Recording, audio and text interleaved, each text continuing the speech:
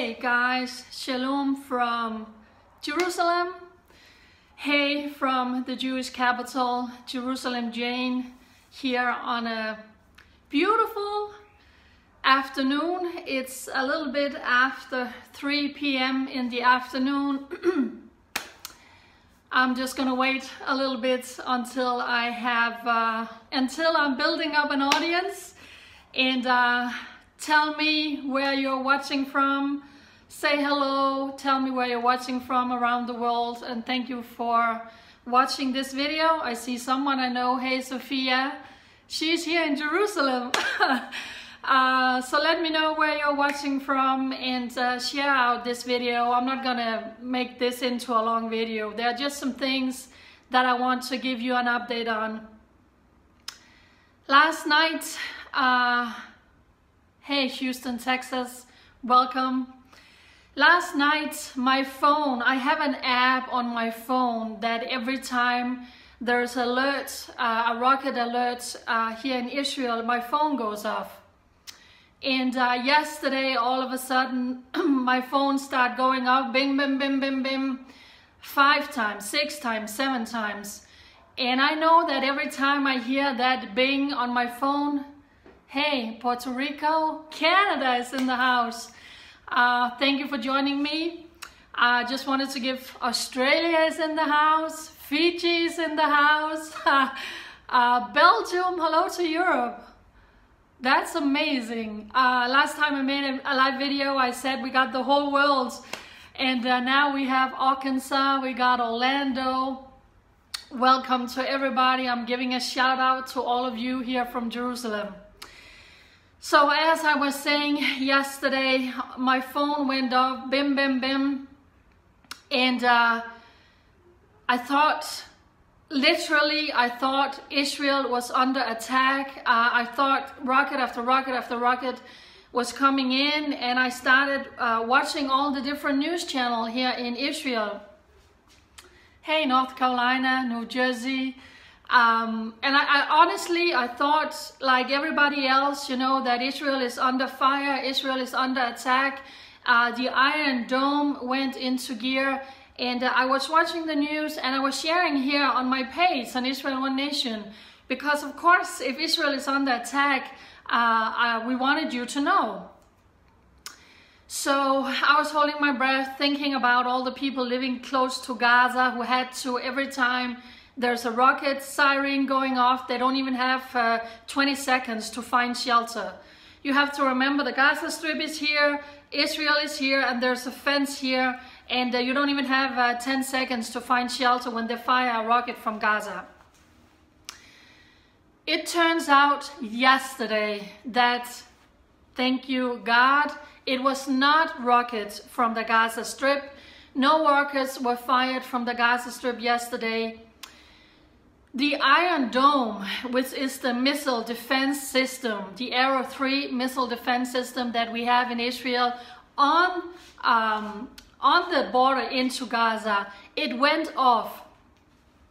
It turned out not to be missiles. It was actually because Hamas, the terror organization who is running the Gaza Strip, was having a big exercise. And with this exercise, they were firing. There were a lot of firing going on, machine guns, and they actually also fired a rocket, not towards Israel, but into the sea.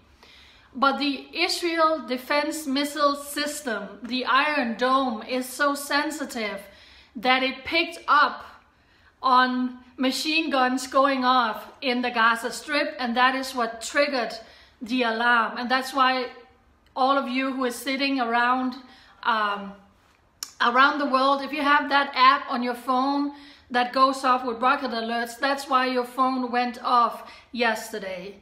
So because I was sharing so much about it yesterday, I wanted you to know there were no rockets coming from the Gaza Strip into Israel yesterday.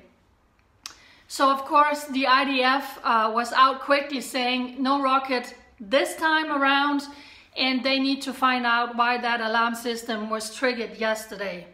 So I just saw now that America increased their budget to Israel, their military budget to Israel. So we are very grateful for that. And that is also going to the defense system that we have here in Israel.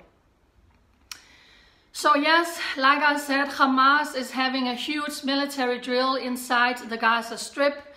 And Hamas is armed to the teeth. Hamas have thousands and thousands and thousands of weapons, of rockets inside the Gaza Strip that they smuggled from Egypt, in tunnels coming in from Egypt. Hamas is armed to the teeth, and right now they have a big military drill inside the Gaza Strip, and that is of course to show their power. That is to rile up the people living inside the Gaza Strip. I want to make something very, very clear, and that's why I hope you could share this video out, because people think that the people living in Gaza are suffering because of Israel. Let me tell you something. When Israel pulled out of the Gaza Strip more than 10 years ago, the Gaza Strip was fruitful. It was blossoming, it was blooming. There were many, many greenhouses, agriculture, ready to just for the Muslims to move into Gaza and to continuing the growth and the vineyards and all the farms and everything in the Gaza Strip. What did they do when they took over the Gaza Strip? They trashed everything because they didn't want anything that had belonged to the filthy Jews. So when the Muslims took over the Gaza Strip, they destroyed everything. The leadership of the Palestinians, and you know, when I say the Palestinians, I do like this because there are no Palestinians. It's a false narrative. They are Arabs. The leadership of the Palestinian Fatah, Abu Mazen, Mahmoud Abbas, at that time it was not him, but they were in charge of the Gaza Strip. Hamas, the terrorist organization, and Fatah hate each other. It's an internal struggle for power between Fatah and Hamas. The only thing those two hate more is Israel. So those two fractions are killing each other. They are kidnapping members from each other's faction. And about 10 years ago, Hamas took over the Gaza Strip in a bloody coup. And they were killing Fatah members. Fatah members were killing Hamas members.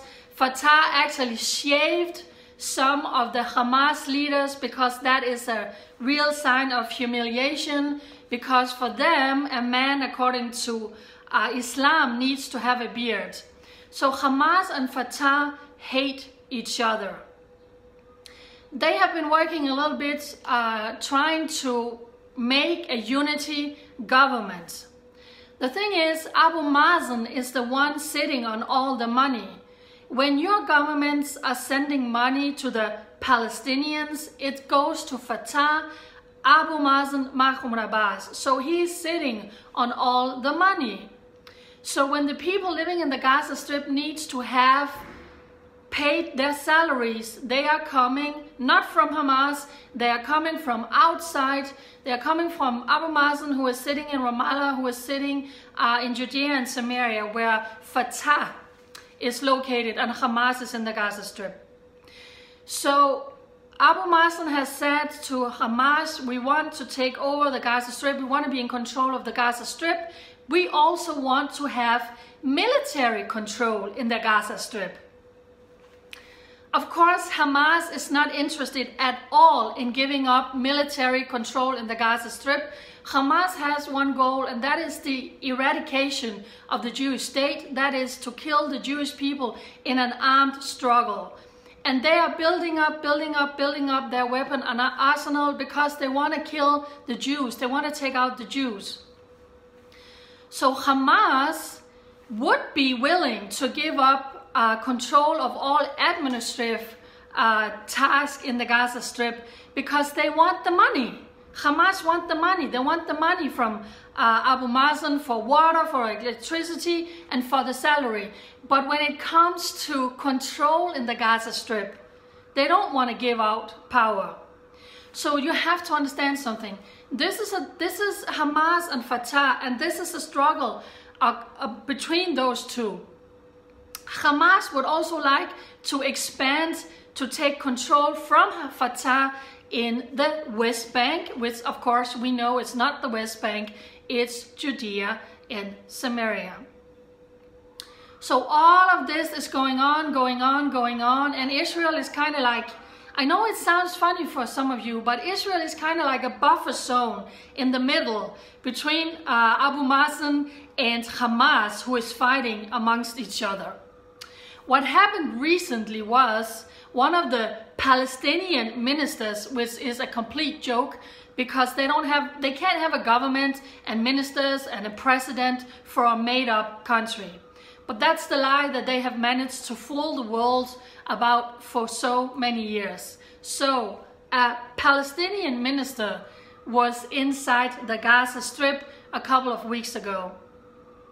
His motorcade was targeted by a bomb, and nobody was killed. I think it was 5 or 6 of his bodyguards were injured. So of course Abu Mazen is out saying that that's an attack on the Palestinian Authority, and if, God forbid, that minister had been killed, it would have started a bloody coup, a bloody battle between Hamas and Fatah. So those two factions hate each other. So right now Hamas is having this huge military drill inside the Gaza Strip.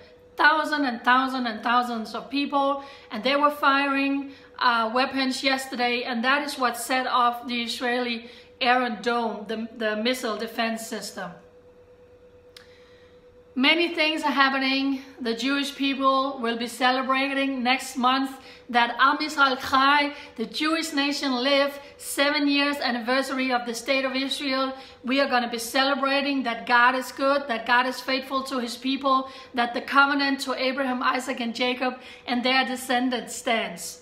So for the Jewish people, it's going to be absolutely thank you, God, and we are here and we are alive, and this nation is blossoming and blooming and striving. But for the Arabs, it's a disaster. So when Israel is celebrating life and that we are here, the Arabs are having Nakba Day. They are having the day of disaster where they lost Palestine to the Jews. Hamas will never fight or beat Israel. It doesn't matter how many weapons Hamas have, they will never defeat Israel. So when you hate the Jews and you want to take out the Jews, how do you fight them? Hamas do what they do best. They are cowards, they hide their faces, and then they use women and children as human shields, and they push the women in front of them because then they get sympathy from the world. So what they have planned very strategically this coming Friday, when it's going to be Passover evening and we're going to have the Seder meal here in Israel, the Jewish people, this coming Friday, Hamas have been planned very, very specifically. 100,000 people, do you know how many that is? 100,000 people from inside the Gaza Strip is going to go towards the fence to Israel and try and breach the fence and storm into Israel.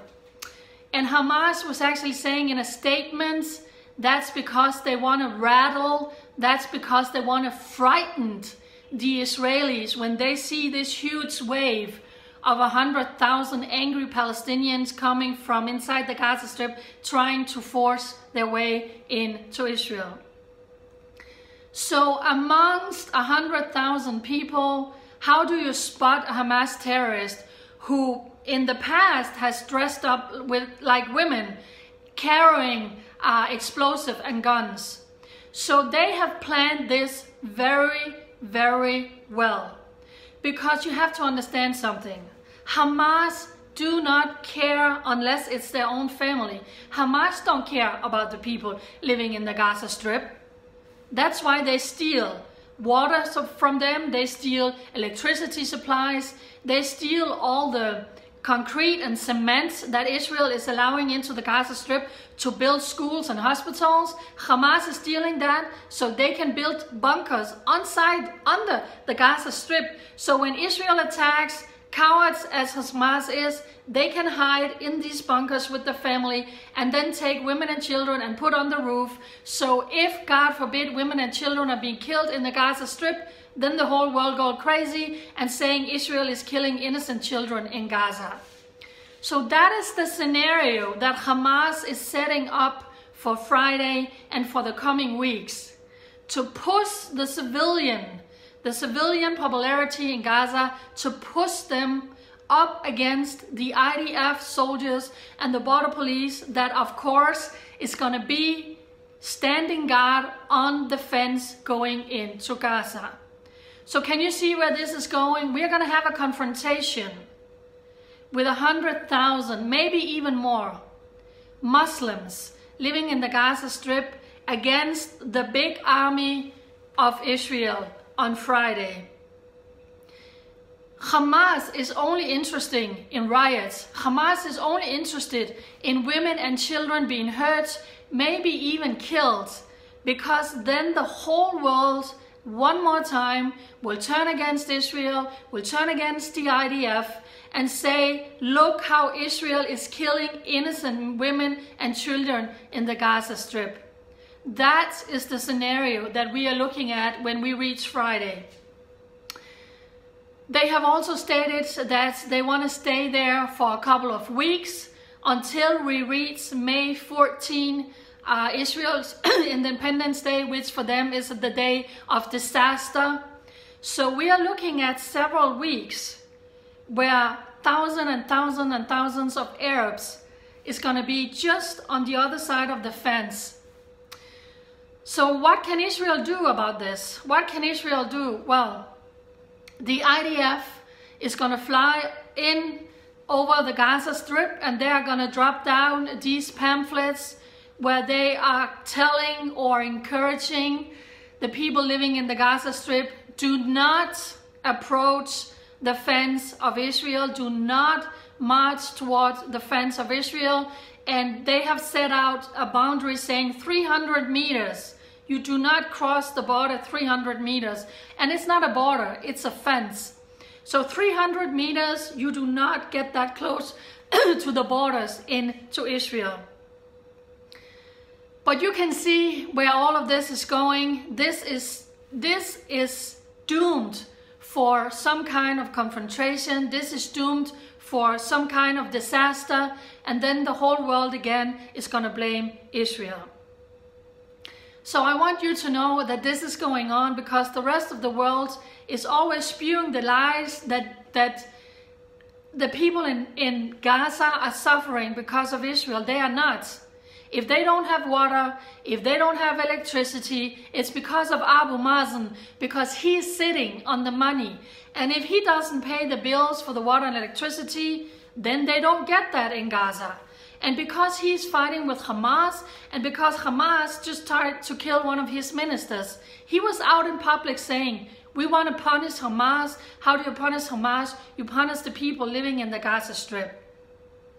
And when you take off water and electricity in the Gaza Strip, don't think for a second Hamas is the one suffering. Hamas has their own underground bunker with electricity. They have food, they got everything they need. So one more time, it's the civilians living in the Gaza Strip who are suffering because of Hamas and the fight they have with Hamas or with Abu Mazen. So there you have it. That's what's going on, and everything is tense, and things are building up because it's not nice in the Gaza Strip in some areas. They are living under a brutal terrorist regime, which Hamas is. If you don't agree with Hamas, they kill you too. They torture their own people. It's not nice to live in the Gaza Strip if you are not agreeing with Hamas. And Hamas will never, never, ever lay down their weapons, ever. So this is a struggle between Fatah and Hamas, and these are the things that we need to know about. So keep us in your prayers here in Israel, especially for the IDF, for the soldiers who's going to be standing on guard along the fence going into Gaza on Friday, when all of this is going to start. And we can only hold our breath and see how this is going to go. So how do you, I mean, here in Israel, we are just trying to live everyday life like wherever you are from around the world. Thank you for all your hearts. And yes, you must pray for the peace of Jerusalem. Someone just wrote that is the true face of Islam. Yeah, I'm just gonna have to say I agree with you. And if you think for a second this is about land, this has nothing to do with land. The Muslims were killing the Jews even before the state of Israel was reborn in 1948, when the Arabs are talking about we need a two-state solution, we need to go back to the 67 borders. There were no borders in 67. Israel was occupied. Israel was occupied up in the Golan Heights. Israel was occupied in Gaza. Israel was occupied in the West Bank or Judea and Samaria.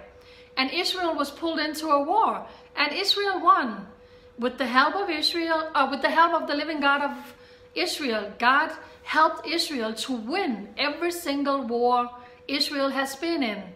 So you would think that the enemies of Israel have learned their lessons, but they haven't.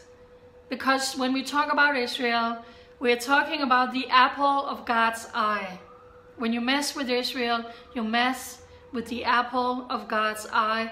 And that is why Israel is constantly under attack. That is why there is so much hate towards the Jewish people, because they are God's chosen nation. So with all of this going on, like I always end my videos by saying, we need to wake up, we need to stand for the truth, we need to stand for Israel, because the Jewish people are like you and me. They bleed red blood, like you and me. They just want to have an everyday life like you have wherever you are living around the world. And yet they are being targeted and they are being killed for no other reason than just being Jewish, living in their biblical homeland. So things are tense, things are heating up. Things are also heating up in the north, on the northern border with Syria. We were seeing again how Syria is still building facilities up there with weapons. Iran is still building up there. It was just recently revealed that Iran is building and stocking up in Syria close to the Russian forces. And also in Hezbollah in Lebanon, things are very tense. So the IDF, the Israeli Defense Forces, had a huge drill with 2,500 Yankees, American troops that came here to Israel. And they had a drill, major drills for 2 weeks, where they were having like a real scenario that when rockets are flying from Syria, Iranian rockets are flying, how do you do? How do you respond? How do you fight them? And the Israeli Defense Minister Avigdor Lieberman was actually out saying Israel is not all prepared from attacks up north. So yeah, if you have read the Bible, you know what we are heading towards. We are definitely living in interesting times. We are definitely living in biblical times. We are definitely living in prophetic times. And because we know how things are going to end up, it doesn't mean you can just sit and relax and say God is in control and then you don't have to do anything and I don't have to do anything. Because you have to remember, every time there are attacks here, every time there are escalations here, every time there are war here, it means that young Jewish men and women have to go to battle. They have to fight for their lives. They have to fight enemies who hates them and who wanted to take them out. So it's not just a spiritual thing and God is in control. It's very much a real thing. It's very much reality. Like if you are living in Norway or you are living in New Zealand or Romania or Belgium and your nation had to go to war. So even though it's the Holy Land and we know that God is fighting for Israel, you still need people, flesh and blood, who have to go on the front lines and fight for Israel. And there will be casualties. There will be many, many casualties. So that is why we need to stand with Israel. We need to bless the Jewish people. And right now, we have entered the week of Passover. We got thousands and thousands and thousands of tourists, Christian tourists, here in Jerusalem celebrating. And how can you be safe here in Israel? Well, if you're in Jerusalem, it's one of the most safe cities in the world. Jerusalem was just named one of the most safe cities in the world.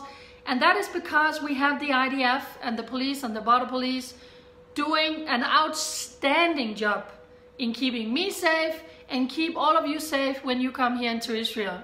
So you remember that when you come to Israel.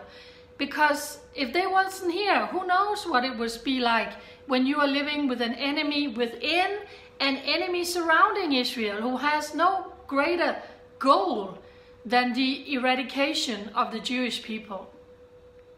So come to Israel, pray for Israel, stand with Israel, make rallies in your country for Israel, and especially if it's going to come to confrontations down here, especially on Friday, Saturday, Sunday, and the coming weeks, if there's going to be regular clashes between the IDF, who is standing guard on the fence into Gaza, and 100,000 people are trying to force their way into Israel, and Hamas, as the coward as they are, they're going to push women and children in front. They would love, Hamas would love for women and children to be killed by the Israeli Defense Forces, because then the whole propaganda machine is going to start running again about Israel killing poor Palestinian children.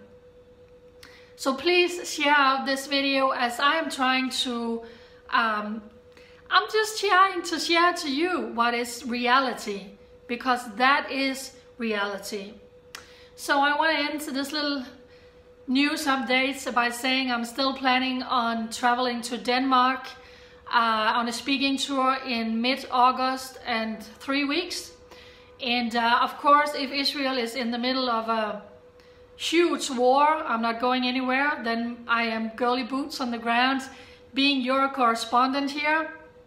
But other than that, I will be in Denmark sharing about Israel and my life and my testimony and why we need to stand with Israel.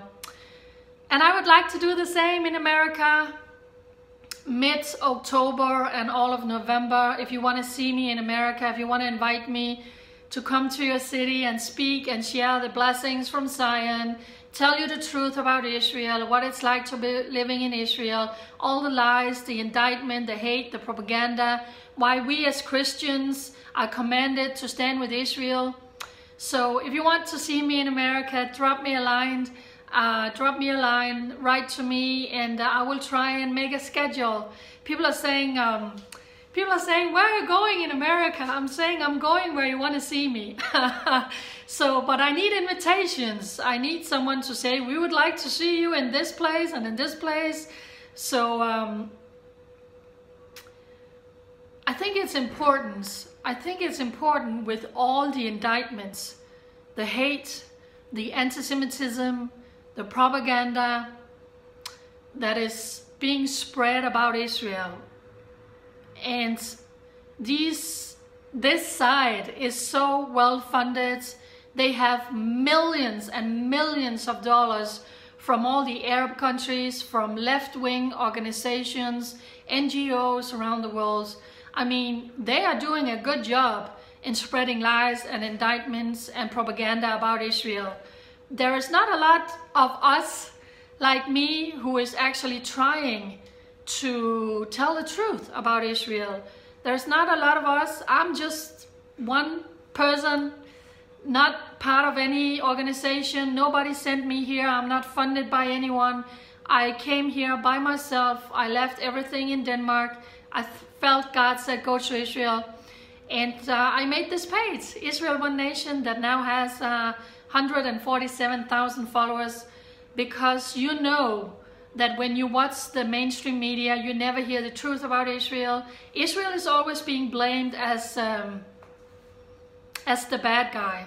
Israel is always being portrayed as the baby killers and the child killers, and Israel is putting innocent Palestinian children in prison and all the hate and propaganda. So I'm just one little voice out of several here in Israel who is actually living here, being boots on the ground, who can tell you what is the truth. And that's why I'm offering to travel and to share the truth, because I know you don't hear it. I know you don't hear it, but the other side you hear very well. So I'm going to close this video by saying, if you want to see me in Denmark, in America, contact me. And if you're living in another country and you want to see me next year, and the reason why I'm saying that is because next month, for the next 2 months, I'm going to be here in Israel. I'm going to be celebrating with the anniversary and the embassy move and everything going on. And then I'm off to Denmark, and then I'm coming back here, and then I'm back to America. So this year is pretty much full.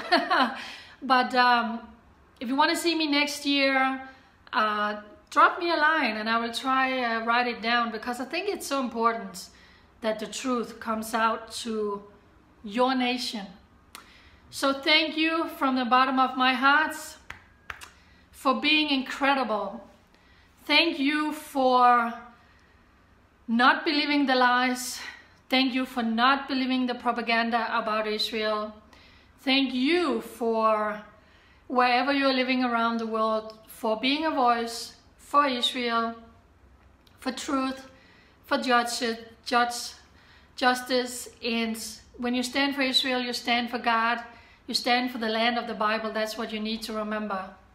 So thank you for all your likes and your hearts and your thumbs up. Mwah. Kiss from Jerusalem, Jane. Meeting someone from Germany tonight who has been following me and said, Jane, I want to see you. So that's always interesting. So have a wonderful day around the world. Will you share this video out? Share, please. Because I think the things I'm saying here, so many people don't know. Many people don't know, and it's important that they know. And also because Facebook has limited the people who is being reached by my videos and my posts. So I really need you to work with me and to share my videos and to comment them. So thank you very much. Let me see what you're saying. Stay safe, Jane. I'm trying. I'm trying to say stay safe. I can tell you that if I had my own car, I will be at the crossing into Gaza on Friday. I would be out and about and show you what's going to happen. Let's see how this is going to develop on the Gaza Strip. If there's going to be like real riots and clashes, and then I will try and make my way up there to film and show you what's going on. So we pray for the wisdom from the living God of Israel to Benjamin Netanyahu, to the defense minister Avigdor Lieberman, who's going to have to make decisions on how to deal with all of this. I don't think the Prime Minister of Israel is getting a lot of sleep. So could you just pray for Benjamin Netanyahu, Sarah, Yair, the whole Netanyahu family? We have no idea what they're facing every day. The decisions the Prime Minister has to take. When we see something in the media regarding Israel, there is 500 things we don't see. There are so many secret things going on in this country that never goes out in the media for security reasons. When we have one terrorist attack here in Israel, there have been 10 that was prevented because the IDF, the security forces, the Shin Bet, everybody in the Israeli intelligence agencies are working so hard every day in trying to keep us safe here in Israel. So keep all of them in your prayers every day, every day. So it's important. That's what you can do if you're not here in Israel. That is to go into your prayer closet and just get on your knees and say, Father, I pray for Israel. I bless Israel. I pray for the peace of Jerusalem. I pray for Benjamin Netanyahu and his family, and for wisdom and blessing the Jewish people. God is saying, comfort, comfort my people. And that's what we need to do. So I'm signing off wherever you are around the world. Thank you for standing with me here in Israel One Nation.